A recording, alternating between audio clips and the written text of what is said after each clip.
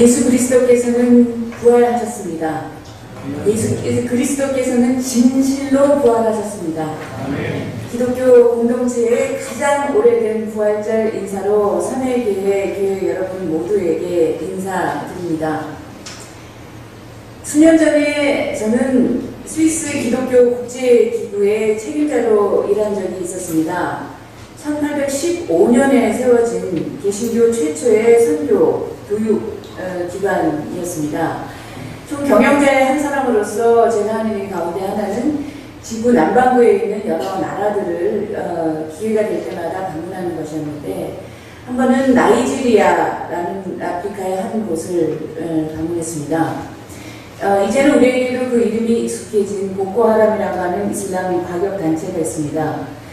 그 사람들에 의해서 나이지리아의 북동부 지역이 그 보코하람의 헤드쿼터가 있는 그런 지역인데, 그곳에서 교회와 또 집터를 그렇게 마구잡이로 파괴한 그런 현장이 있었는데, 그곳에 사는 기독교인들을 방문하고 그들과 연대감을 드러내기 위한 그런 목적이었습니다. 그냥 살기에도 굉장히 척박한 땅이고 기후가 굉장히 더운 그런 지역인데, 그렇게 삶의 여건이 녹록하지 않은데 거기에다가 이제 이슬람 가격단체의 그런 공격을 받아서 예배드리는 도중에 바깥에서 방화를 하고 해서 교회뿐만이 아니라 그 집도도 다 잃어버린 그런 현장에 가서 저는 잠시 그 자리에 머물었지만 굉장히 착잡함을 금할 수가 없었습니다. 모든 것을 다 잃어버리고 타버린 그런 현장에서 그 사람들이 이제 다시 있는 것 중에 좀 추려서 재건하는 그런 현장에 가게 되면서 그 사람들이 그 재건하는 모습을 보고 제가 그분들에게 물었습니다. 도대체 어떤 힘이 있어서, 무슨 힘이 있어서 이렇게 모든 것을 다 잃어버린 이 상황에서 다시 이렇게 일어설 그런 힘을 추스리겠습니까? 그런데 이구동성으로 대답하는 그분들의 대답이 부활하신 그리스도께서 힘을 주십니다. 라는 그런 고백을 했습니다. 과연 우리에게 크고 작은 그런 고난이 닥쳐왔을 때 우리도 부활하신 주님의 힘으로 그 모든 어려움을 이겨내고 다시 설 수 있다, 이렇게 대답할 수 있겠는가 한번 물어보게 됩니다. 예수께서 십자가 위에서 돌아가심으로 모든 것이 끝이 났다면 기독교라고 하는 것은 성립할 수가 없었습니다. 기독교 신앙 공동체가 형성될 수 없었습니다. 죽음이 마지막 말이 아니었습니다. 예수께서는 죽음의 권세를 모두 이겨내셨고 부활하시고 우리도 부활의 힘으로 살도록 초청하십니다. 기독교 전통에 2000년 동안 이 부활을 증명하고자 하는 다양한 시도들이 있었습니다. 그러나 부활은 과학적, 합리적, 그런 가시적인 근거를 갖고 설명되어질 수 없는 사실입니다. 그 어떤 뛰어난 신학적인 이론도 모두를 만족시킬 수 있는 그러한 근거를 마련하지 못했습니다. 우리가 그 부활을 인정하기 때문에 그 사건이 있었던 것이 아닙니다. 우리의 믿음으로 인하여서 그 부활이 있고 없고 하는 것도 결코 아닙니다.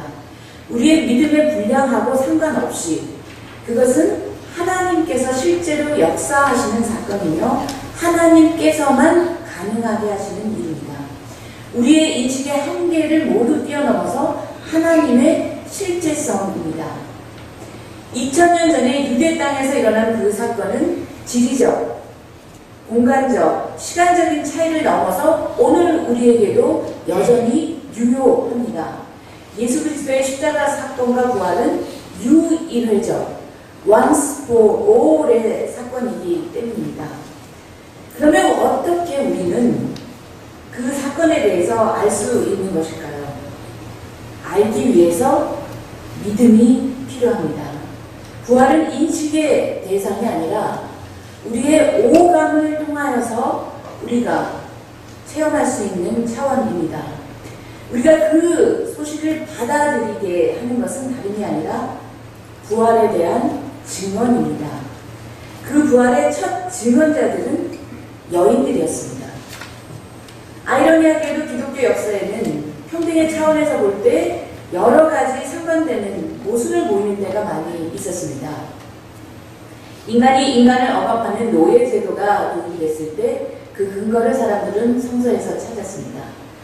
그러나 노예 해방을 위한 시도가 있었을 때 그 근거를 또한 성서에서 찾아냈습니다. 예수께서는 여성을 귀하게 여기시고 동등하게 여기셨지만 여러 형태의 여성 억압의 역사가 기독교 안에 있었고 여성 해방을 위한 근거도 성서 안에서 찾을 수가 있었습니다. 이처럼 성서의 기본적인 메시지는 성차별, 인종차별, 계급차별을 없애라는 것이었지만 이후 교회의 역사가 지속되면서 이 가르침을 성실히 이행하지 못한 적이 많았고 다양한 형태로 복음이 왜곡되어 전해지던 사건들이 있기도 했습니다. 부활의 첫 증언자로서 예수께서 마리아에게 그 특별한 사명을 주셨다는 것이 오늘 요한복음서 말씀에 우리에게 전해지고 있습니다. 요한복음뿐만이 아니라 건강복음서 모두에서 이 여인들이 이 증언자가 되었다는, 우선적으로 증언자가 되었다는 사실을 전해지고 있습니다. 근심과 걱정에 쌓여있던 마리아에게 예수께서 다가가셔서 그 이름을 불러주실 때, 인격적인 만남이 있을 때에 부활한 예수를 알아내게 됩니다. 그리고 부활의 첫 증언자로서의 사명을 갖게 됩니다.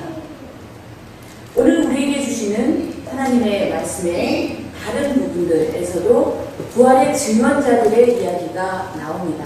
서로 다른 유형의 인물들입니다. 시간적으로 볼 때 거기에서 여성이 첫 증언자가 됐고 그 다음에는 베드로의 이야기가 나옵니다. 그리고는 바울의 이야기가 나옵니다. 우리가 이 부활절 기간에는 이 교회력에 따라서 성서를 읽을 때 구약성서 대신에 사도행전의 부분을 읽게 되는데 그 사도행전에서는 이 베드로의 증언의 이야기가 나오고 고린도 서에서는 바울의 이야기가 나옵니다. 베드로라는 제자는 어떠했습니까? 베드로는 제자들 가운데 으뜸가는 수석 제자였습니다. 그리고 그 믿음 위에 교회를 세우시겠다는 그런 제도적인 권위까지 부여받았던 인물이었습니다. 그러나 예수께서 강력한 왕으로 등극하시는 그런 것이 아니라 십자가의 처형을 받게 되자 그분과 한 무리라고 하는 소리를 들을까봐 도망을 가게 되고 예수를 철저히 배반했던 인물이었습니다. 그리고 그는 예수께서 부활하셨다고 증언하는 마리아의 말을 믿지 못했습니다. 먼저 팩트체크하고 싶어서 무덤으로 달려가기는 합니다.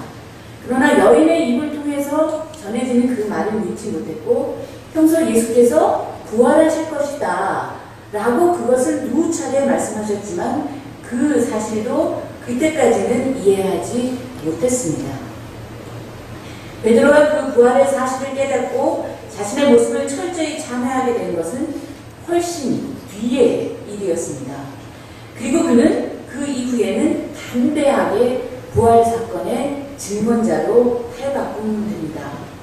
바로 그렇게 변화된 베드로가 고넬료의 집에 모인 이방 사람들에게 부활에 대한 증언의 말씀을 전하는 것이 오늘 사도행전의 대목입니다.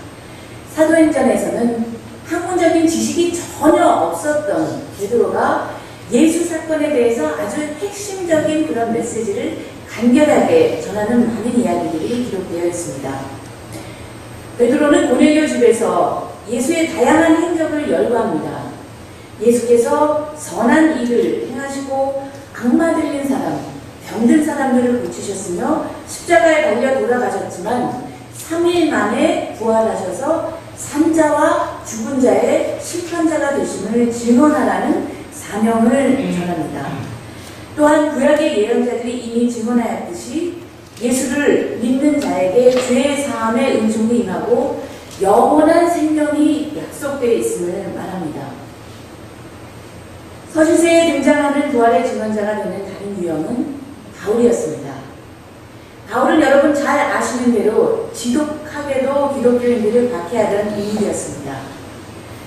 베드로와 달리 지적 수준이 굉장히 높았던 사람이었고 유대 사람이지만 로마의 시민권을 갖고 있었을 만큼 당시에 높은 신분을 가지고 있었던 인물이었습니다. 회심 후에 그의 모습은 전적으로 달라졌습니다.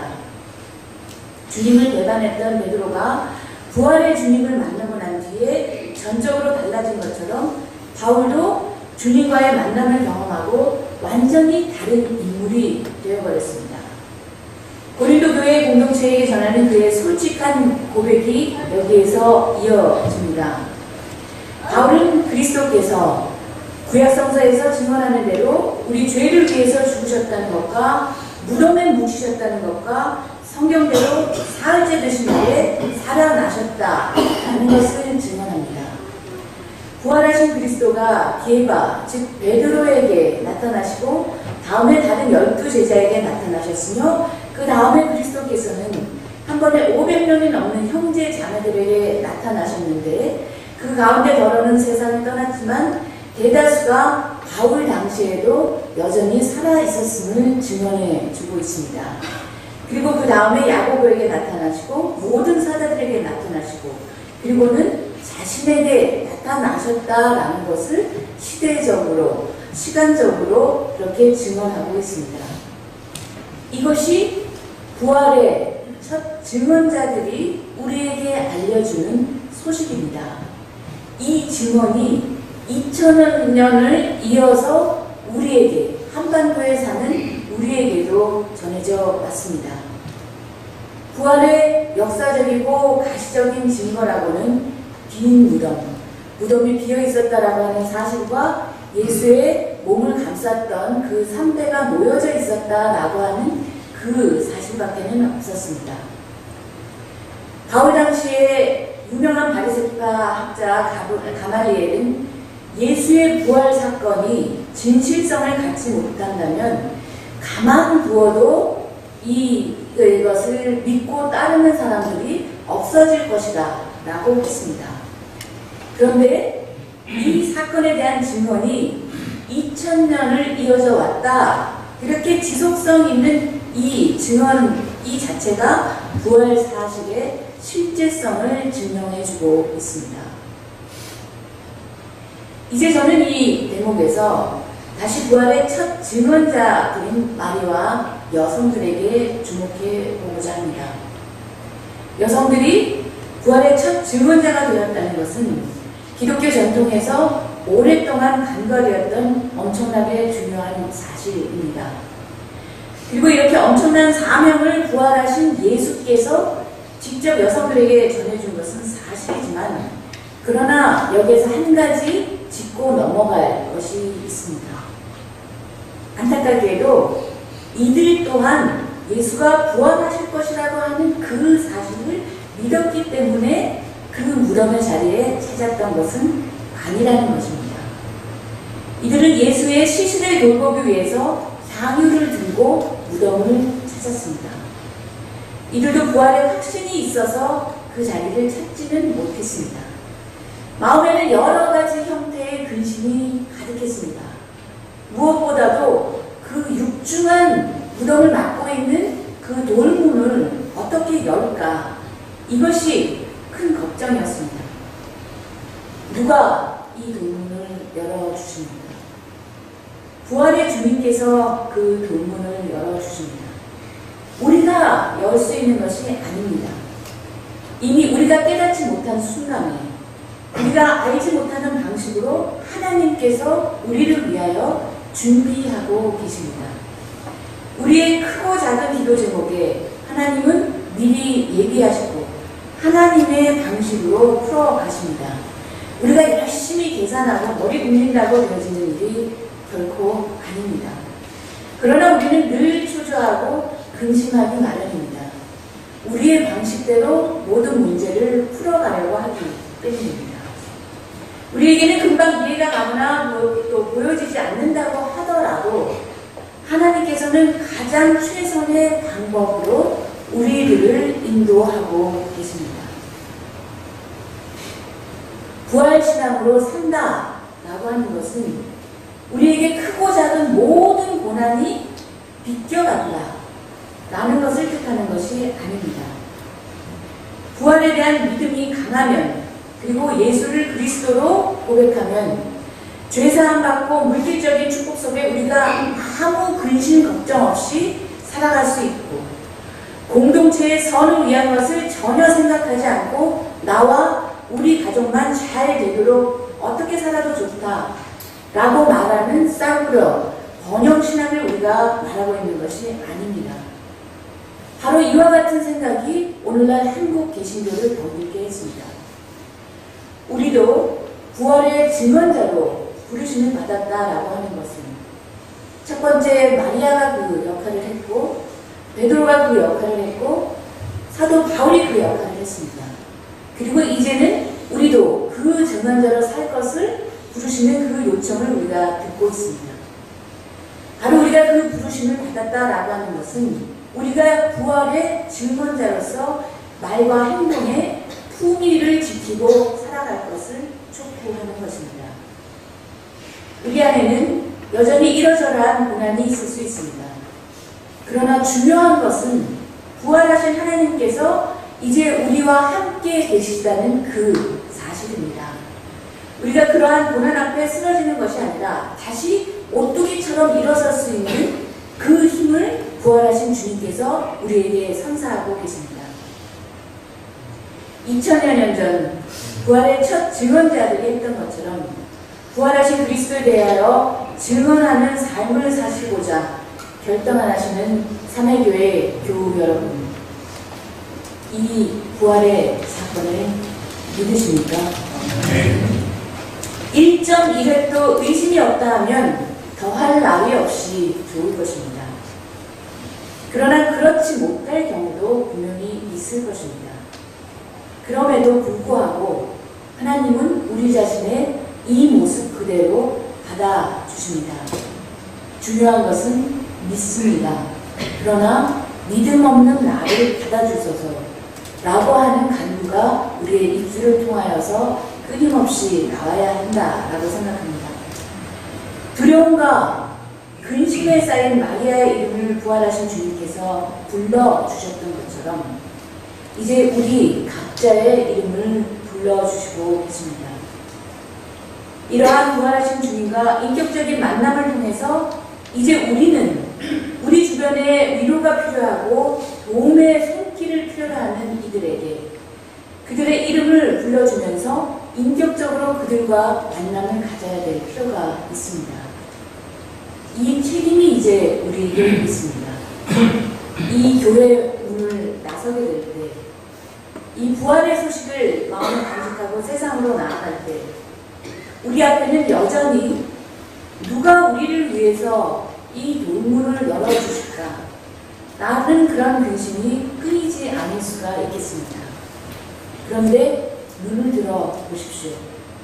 그 묵중한 돌문은 이미 불려져 있습니다. 두려워 말라. 라고 부활하신 주님께서 우리에게도 말을 건네주고 계십니다. 그 돌문을 여신 분은 부활의 주님이십니다. 그분을 통해서 우리에게 은혜로 부어주시는 궁극적인 부활의 힘이 여러분들의 일상적인 삶 가운데 늘 충만하시기를 간절히 기원합니다. 그리고 우리 삼회교회 교우 여러분들이 성령의 도우심에 힘입어서 모든 삶터와 일터에서 진정으로 부활의 증언자가 되어 살기로 결단하시는 이 시간 되시기 바랍니다. 아멘. 함께 묵상 기도 드리시겠습니다.